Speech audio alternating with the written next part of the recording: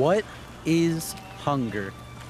Imagine if Escape from Tarkov, Hunt Showdown, and Dark Souls all collided together into some weird amalgamation of post-apocalyptic, plague-ridden version of Napoleonic Europe. I think that's probably the best way to describe it. It's a PvP, PvE extraction shooter.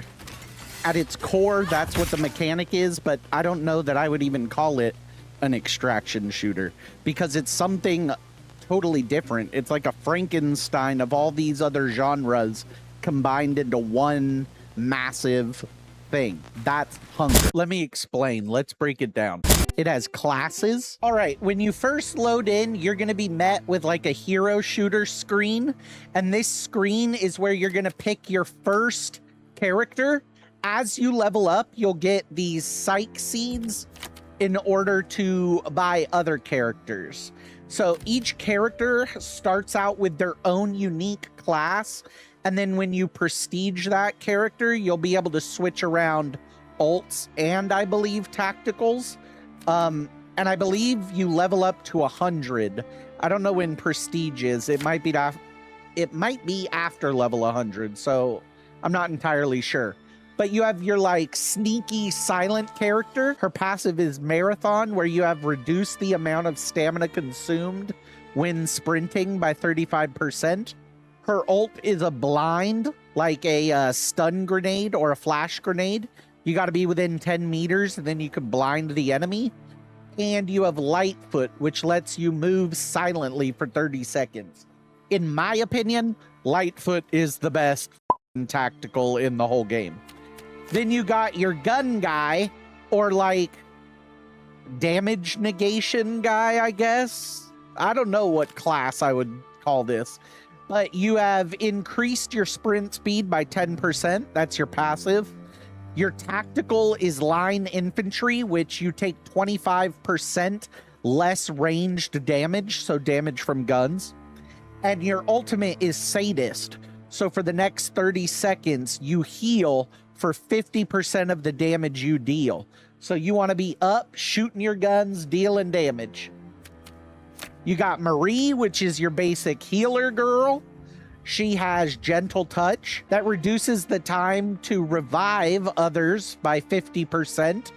She is Vespers, which she heals self for 50 health over 100 seconds. Damage taken cancels the effect. And then she has her ultimate, which heals allies within 10 meters for 100 health over 100 seconds. You have your basic Doo-Doo Daddy. She's resistant to poison, and her ult lets you shit a poison cloud on people. And she is Rush, so she moves 20% faster for 20 seconds. Then you got your basic melee dude. His passive is Taste of Blood. All movement speed is increased by 15% when a melee weapon is equipped, and your ult is take 25% reduced damage. And then last but not least, you got what I would consider like your tanky guy, because he fixes armor. So you have Maintenance, which repairs an armor bar every 60 seconds. You have Masterwork, which repairs 100% of your armor over the course of 10 seconds. And that's just the beginning, because then once you're in the game, you also have a mastery list of skills that allow hardcore RPG progression. The way your skills are broken up are between cunning, physiology, survival, and material skills. And every time you level up, you get a mastery point, which then you can use on your skills. So like in the cunning tree, for example, you have increased container loot identification speed by 20%, and you can level that up 5 times in order to unlock tier 2, tier 3, tier 4, and then so on. Like in tier 5, increase the quantity of coins found by 4%. Physiology, you have like your running and your ability to carry. So the first one is increase the number of general items you can carry. You have survival, which is reduce consumption time of food and drink. And then there's a whole list of different skills you can get. So you can imagine the build crafting for this game is going to become real unique once you're able to swap tacticals and ults and then build out the character you see fit.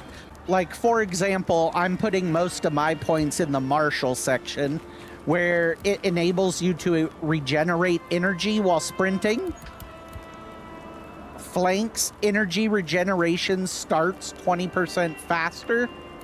And then I have reload faster as well. So reduce reload time for ranged weapons that use a ramrod.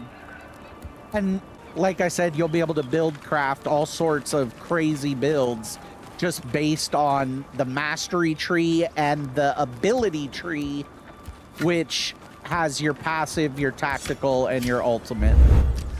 And then speaking of build craft, you'll also be able to craft different clothes that you find in the world or unlock as you level up to make your character look more unique.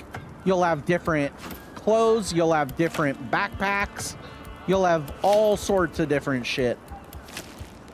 See what I mean? They have all sorts of goofy, gothic, dripping with darkness aesthetic stuff that you'll be able to build as you go through the game. And that's just the abilities, the mastery, and appearance. Because on top of that, you also have your professions. And you'll be able to do gunsmithing, tool building, physician. There's a whole bunch of them. Outfit building. Each NPC has their own quests.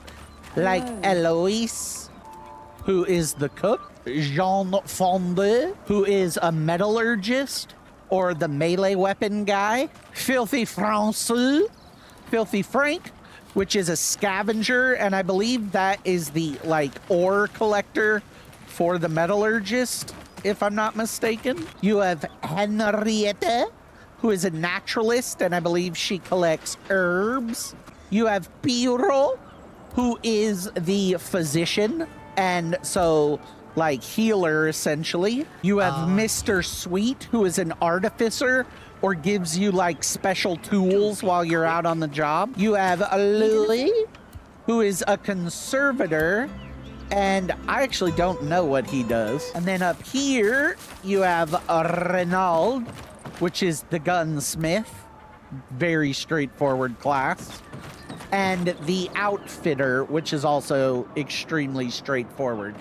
And then your weapon bench is over here. I don't know about any of the other benches, because all I have right now is the gunsmith.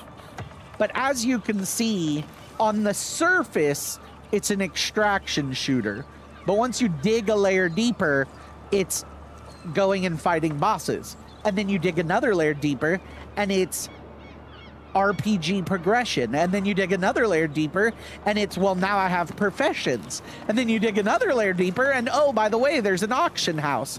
So it's kind of like an extraction shooter MMO.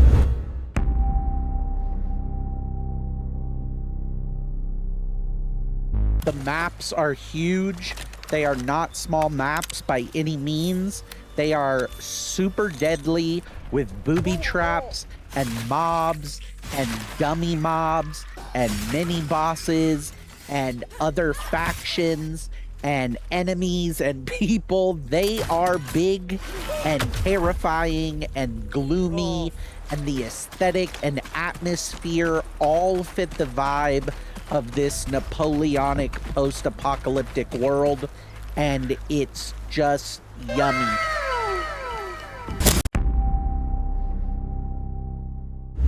So when you first start the game, you'll want to come talk to Eloise.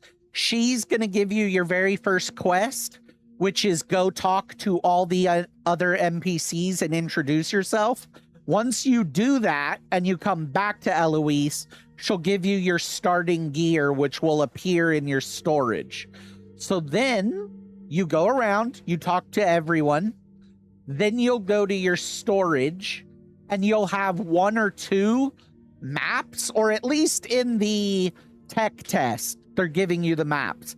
I don't know if that's how it'll be on early access, But in the tech test, you'll start with maps, and you'll want to take those maps out and read them so that when you go on your first expedition, you'll have maps to start out with, and you'll gather all your starting quests. This guy wants you to get wine and mead.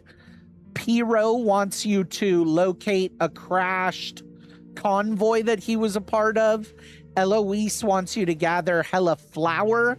And Louis, or Luis, just wants you to survive. That's it. So you'll gather your first quests, you'll go in an expedition, and honestly, if you're lucky and no one is trying to murder the shit out of you, you'll complete all of them on your first run. Characters have both a stamina bar and a melee stamina bar. Your stamina bar is the yellow one. When you jump or you vault or you do any stamina-inducing things, it'll go down. And then your melee bar is separate. When you block or swing or any of that kind of stuff, your melee bar will deplete. And that's hunger. There's a lot more I could talk about. I could talk about the NPC relationships. When you do quests for them, you gain reputation, they give better gear, all of that kind of stuff. But I've been rambling. Everybody should play the game. The game looks great. It plays great. It's going to be an awesome experience. Look into getting hunger. And I will see y'all motherfuckers in France. I'm French. Adios, amigo.